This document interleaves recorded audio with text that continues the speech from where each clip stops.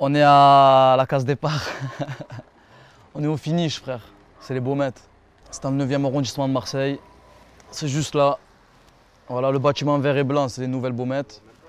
Et juste à gauche, les vieux murs, c'est ces anciennes Baumettes. C'est là où j'étais moi, dans les anciens bâtiments. C'est bien salubre, c'était bien sale. Tous les murs, ils sont cassés, il y a des trous partout. Il y a des souris, il y a des rats, il y a des cafards. Il y a des mouettes, elles ont le poids d'un bébé. C'est incroyable. Et tu sais quoi, ça fait bizarre de revenir là en plus. Je suis pas revenu depuis que je suis sorti ici, tu vois.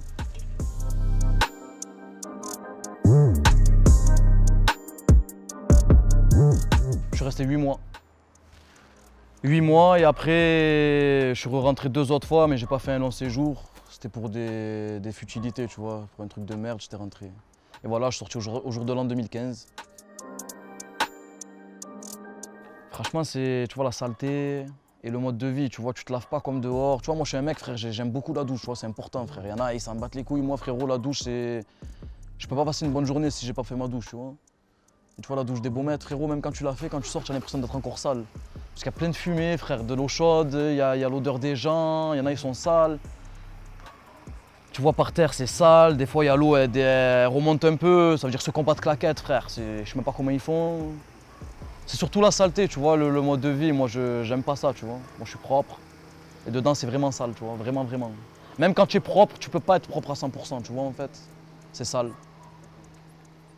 Même leur couverture aussi, tu vois, couverture de l'armée, frère. Tu vois les couvertures marron, là, que tu la mets, tu te grattes le bras pendant une semaine. On n'avait même pas de coussin. Là-bas, quand tu rentres dans les anciennes, ils ne te donnaient pas de coussin. Pas de coussin. Tu arrives, ils te donnent une couverture, dentifrice, même une capote, ils te donnent, à l'ancienne. Je comprenais pas. Moi, j'ai mis pourquoi vous me donnez une capote. Je fasse quoi avec, à part une bombe à eau? Il me dit, on sait pas, hein, on sait pas qui t'aime, hein. Peut-être que tu aimes les hommes, il me disait. Vas-y. Tu vois ce que c'est, les anciennes Baumettes, c'est vraiment la rue. Après, les nouvelles, non. Tu vois, les nouvelles, je les ai fait 2-3 jours. Tu arrives, ils te donnent un coussin, il est plastifié, le lit il est plastifié, la télé elle est toute neuve, la cellule elle est neuve, c'est tout blanc, c'est tout propre, il y a la douche dedans, bien. Les anciennes, tu avais la douche, frère, mais il n'y avait pas l'eau chaude, frère. Tu vois ce que c'est? Le matelas, c'était une grosse mousse. En fait, tu arrives dans ta cellule avec ton lit, ton matelas, c'est une mousse, en rectangle, et un gros sac avec les affaires dedans. Fourchette, couteau, bol, verre. Ils te jettent dans une cellule, une cave. Tu vois, les arrivants, frère, c'était...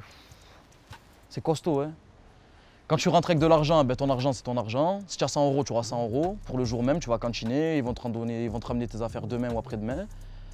Et quand tu n'as pas de sous, ils te donnent 20 €. Moi j'étais rentré avec 0, je me rappelle, j'avais rien sur moi. Et voilà, il m'a passé 20 €. Moi j'ai fait quoi? J'ai pris 2 paquets de cigarettes, je crois, et un miroir. Ben, pendant un mois, j'ai pas pu parler avec ma famille, tu vois. Parce que même, ils nous avaient donné un truc pour téléphoner, soi-disant, mais il était en panne le truc du téléphone. J'ai pas pu téléphoner. Et un jour, il y avait un mec qui avait un téléphone, j'ai téléphoné, mais ça n'avait pas répondu. J'ai dû rendre le téléphone après, donc j'ai pas pu appeler ma famille en fait pendant un bon mois. Après voilà, j'avais des sous dehors, j'ai dit à ma mère, envoie-moi 400 €. Elle m'a envoyé 400, elle m'a dit ça va, je dis ça va. J'ai commencé à avoir mon premier parloir avec ma mère, après mon père. Et voilà, même ma prof d'école, elle était venue au parloir. Elle m'aimait bien, elle m'aimait bien. Elle m'avait dit, tu veux que je t'achète quelque chose? Moi, j'aime pas demander, j'ai rien demandé, je lui ai demandé que des caleçons, quoi, que des free-guns. Parce que j'avais à la douche au Baumettes, il faut être en caleçon, et même le caleçon, c'est important, tu connais, attitude. Caleçon free-gun, et voilà, pour la douche, c'est tout.